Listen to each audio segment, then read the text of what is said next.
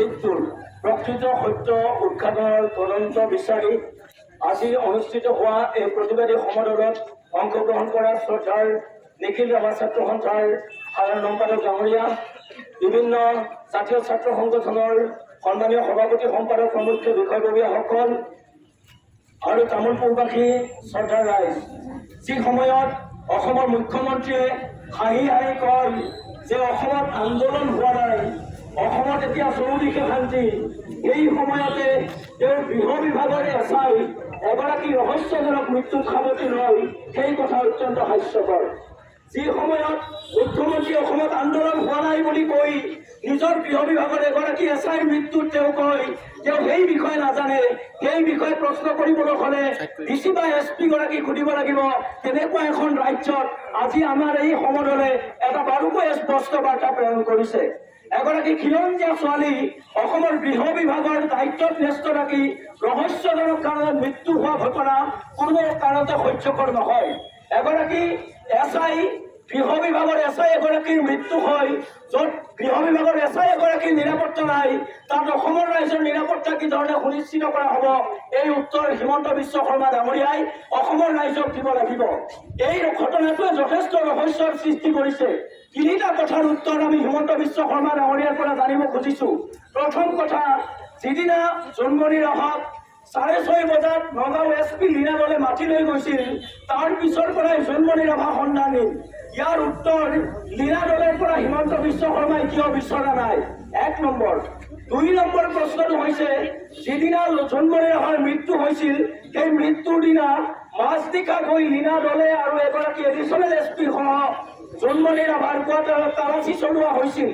এই তালাচী কিয় চলোৱা হৈছিল আৰু জোনমণি ৰাভাৰ মাকৰ উকা কাগজত কিয় চহী লোৱা হৈছিল, এই কথাবোৰ হিমন্ত বিশ্ব শৰ্মা ডাঙৰীয়াৰ উত্তৰ দিব লাগিব। কাৰণ তেওঁ গৃহ বিভাগৰ মুৰব্বী, গৃহ বিভাগৰ মুৰব্বীৰ এটা দায়িত্ব আছে, এই দায়িত্ব তেওঁ সুচাৰুৰূপে পালন কৰিব পৰা নাই। দ্বিতীয় কথাটো হৈছে, জোনমণি ৰাভাৰ তদন্ত প্ৰথমতে CBIক দিয়া নহল কিয়? আমাৰ সন্দেহ হৈছে CIDক তদন্ত দি এই তদন্তৰ প্ৰমাণ তথ্য নষ্ট কৰা হৈছে।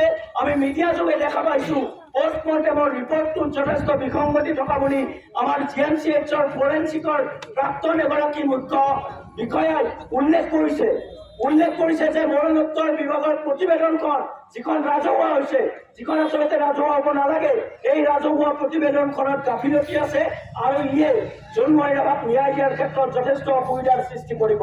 এতিয়া আমাৰ প্ৰশ্ন মুখ্যমন্ত্ৰী হিমন্ত বিশ্ব শৰ্মা ডাঙৰীয়ালৈ, আজি ইমান দিন পলমকৈ 3 দিনত 3টা কথা কৈ আজি তেওঁ CBIক এই তদন্ত অৰ্পণ কৰিছে। ইয়াৰ আগতেই CBIক তদন্ত প্ৰক্ৰিয়া দিয়া হোৱা নাছিল কিয়?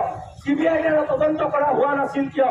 আজি মিডিয়াত বিভিন্ন ধৰণৰ কথা ওলাইছে, বঙাইমাৰাৰ আৰক্ষী থানাৰ কথা ওলাইছে, নাওবৈচাৰ কথা ওলাইছে, লখিমপুৰ আৰু নগাঁও জিলাৰ আৰক্ষীৰ পপুলাৰ স্বৰূপ উদঙাই দিয়া হৈছে। ইয়াৰ জৰিয়তে এটা কথাই প্ৰমাণ হৈছে যে গৃহ বিভাগ হিমন্ত বিশ্ব শৰ্মা ডাঙৰীয়াই চলাব পৰা নাই, গৃহ বিভাগ চলোৱাত তেওঁ 100% ব্যৰ্থ হৈছে, যাৰ কাৰণে এগৰাকী খিলঞ্জীয়া ছোৱালীয়ে এই অপমৃত্যুক আঁকোৱালি ল'ব লগা হৈছে। ইয়াৰ বিচাৰ ল'ব লাগিব। ইয়াৰ বিচাৰ নোপোৱালৈকে এই ৰহস্যজনক মৃত্যুৰ, জোনমণি ৰাভাৰ ৰহস্যজনক মৃত্যুৰ বিচাৰ হ'ব লাগিব। এই বিচাৰ নোপোৱালৈকে কেতিয়াও ক্ষান্ত নহয়। আৰু নিখিল ৰাভা ছাত্ৰ সন্থাই এই যিটো পদক্ষেপ লৈছে, এই পদক্ষেপত আমি তামোলপুৰ জিলা ছাত্ৰ সন্থাই 100% সহযোগ কৰিম, 100% আমি সমৰ্থন প্ৰদান। জোনমণি ৰাভাই যেতিয়ালৈকে ন্যায় নাপায়, জোনমণি ৰাভাৰ পৰিয়ালে যেতিয়ালৈকে ন্যায় নাপায়, তেতিয়ালৈকে এই সংগ্ৰাম চলিব। আৰু অসম চৰকাৰৰ গৃহ বিভাগৰ যি কেইগৰাকী দোষী আছে, এই দোষী আটাইকেইগৰাকী বিষয়ৰ শাস্তি হ'ব লাগিব। লীনা দলেক তদন্তৰ আওতাত আনিব লাগিব। এগৰাকী বিতৰ্কিত আৰক্ষী এছপি, এই এছপি গৰাকীয়ে 7-8 বছৰ ধৰি এখন জিলাত কি ধৰণে এছপি হৈ থাকিব পাৰে, কাৰ আশীৰ্বাদ আছে, এই সকলো আশীৰ্বাদ ৰাজহুৱা হ'ব লাগিব। আৰু লীনা দলে গ্ৰেপ্তাৰ কৰি এই সকলো বিষয়ৰ সমস্যাৰ সমাধান কৰিব লাগিব।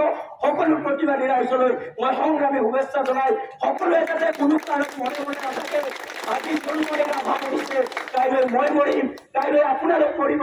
তেওঁ এছআই হৈ মৰিছে, আমিতো সাধাৰণ মানুহ, আমাৰ মৃত্যুত ক'ত এনেকৈ তদন্ত হ'ব? যদি এছআই জোনমণি ৰাভাৰ মৃত্যু তদন্তই যদি এনেকুৱা গাফিলতিপূৰ্ণ হয়, তেতিয়াহ'লে আমাৰ মৃত্যুটো সহজ কথা।